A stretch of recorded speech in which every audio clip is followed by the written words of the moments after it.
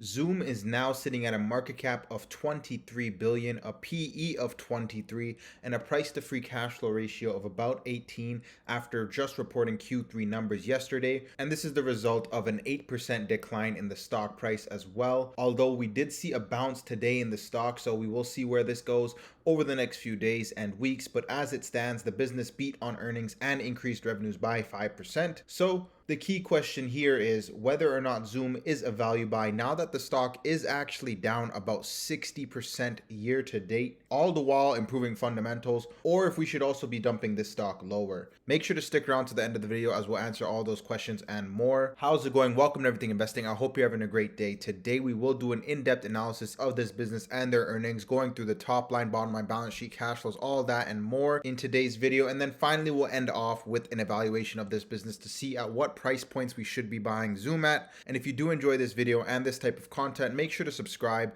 and also make sure to comment your video recommendations in the comment box below so that we always touch on the businesses that you are most interested in. But with all that out of the way, let's jump into the video. Okay, and starting with their Q3 earnings results, what did we see? Okay, we'll start with their revenues. We can see these were actually on a constant currency perspective able to increase actually not even 5 but 7%. Okay, so for this quarter they were able to achieve about $1.1 billion in revenues. Enterprise revenues, these actually increased 20%. Okay, up to $614 million.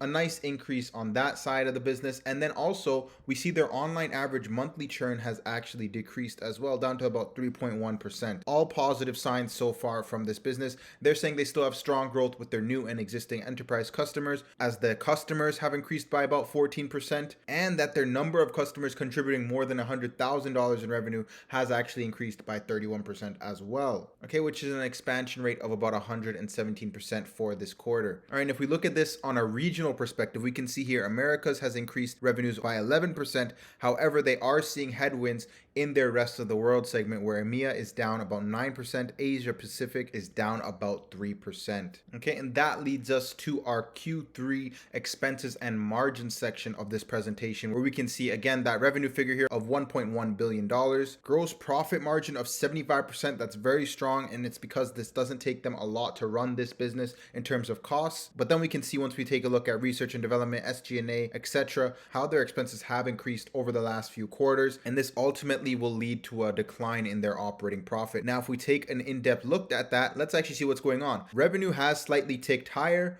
Again, that 5% increase. And then we look here at their cost of revenue. This has stayed the exact same. Very good sign for a business, because it means they're able to produce more revenues and they're able to generate those revenues with less money. Okay, ultimately leads us with gross profit here of 831 million. But again, once we get down to our operating expenses, we can see the increases here across the board, as they're really trying to push this business out in front of consumers with their research and development, sales and marketing, etc. And so in order to produce that increase in revenues, they really had to spend on their expenses side of the business. Ultimately left them with $66 million income from operations for this quarter. Huge hit there on the bottom line from this period 1 year ago. Again, it's because they're spending more on the back end. Now, while they are spending more, they're saying they do have future revenue that is still yet to be conceived. Okay, in other words, unbilled or deferred revenue here in excess of $3 billion. That's 32% growth year over year. And it is revenue that they are looking to still recognize here. Okay, and if we take a look at this from a liquidity perspective, we can see here they've left us now with a cash balance of about $5 billion.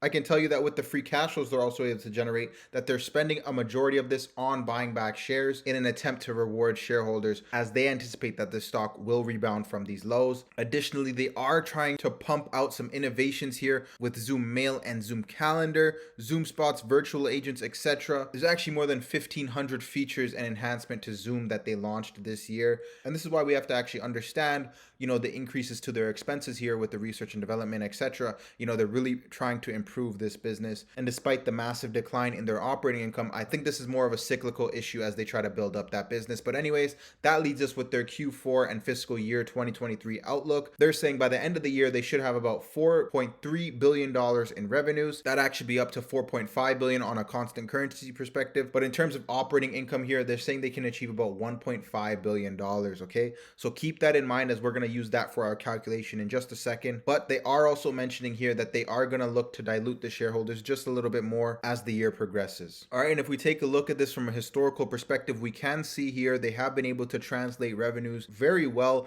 as they've grown them from $60 million all the way up to $4 billion, as we just discussed. That has translated well all the way down to the bottom line here. I'm looking at operating income, where as of last year, they're up to about $1 billion.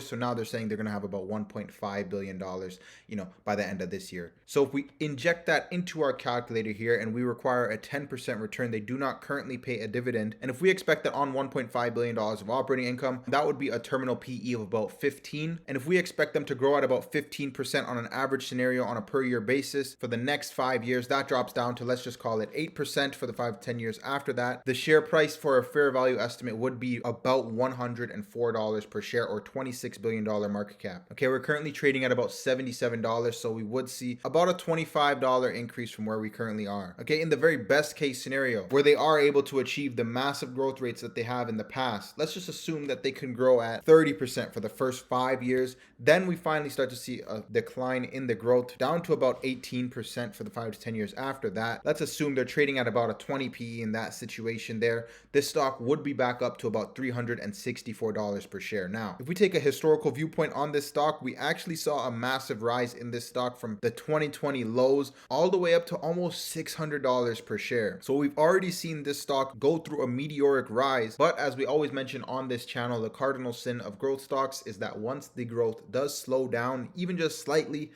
this is the result here. 86% decline so far in the stock price, as they're just not able to grow at the rates that they were previously, and it just never translates well. But regardless of that, in our best case scenario where we see a nice economic rebound here, the reward would be in and around that $350 per share price figure. Now, in the very worst case scenario where we continue to grow only at 5% for the next 5 years like they did with this quarter, that stays constant, let's just say, for the next 10 years, actually. On a 10 PE, the stock would only be worth about $40 per share, about $10 billion market cap. And that's essentially a 50% decline from where we are right now in the very worst case scenario. But you have to understand the risk and reward here with Zoom. The reward really comes off the back of an economic recovery here where more people are using Zoom. We have seen that they have been able to grow the enterprise side of their business, so that's a great sign. But the real risk here is actually being able to retain those customers, as they do have competition from, Microsoft Teams. They have Cisco's WebEx, Google Workspace, etc. So there is competition in this space, and they're all competing for that market share, but it really comes down to how they're going to be able to monetize going forward. So you need to understand that